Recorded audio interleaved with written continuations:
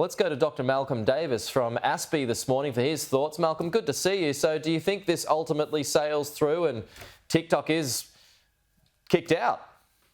I think it will. Look, I think everyone really does understand that TikTok is run by a company that's linked into the Chinese government, and under Chinese law, every Chinese company must give information to the Chinese government, including their intelligence services, the Ministry of State Security. So everything that happens on TikTok is being monitored by the Chinese government and the Ministry of State Security.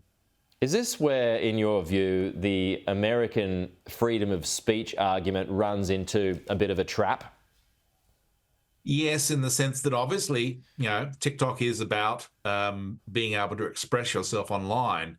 But if the information that the Chinese government can gather can be used against Americans to restrict the freedom of speech, in effect, TikTok is a tool to undermine freedom of speech. And furthermore, that application can be used to broadcast disinformation that actually undermines American democracy. So it's quite complicated. Okay, yeah. Interesting comments too from the TikTok Australia chief in the Australian Financial Review this morning, saying, hold your horses, don't ban it here in Australia. Do you think ultimately we'll go down the same path?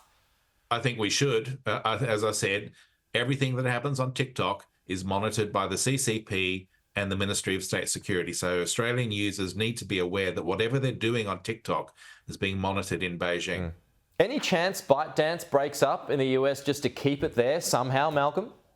That's a possibility, but I think that ultimately there needs to be tougher controls put on these sorts of applications to make sure that they're not being misused or exploited by hostile powers in a manner that's inimical to our interests.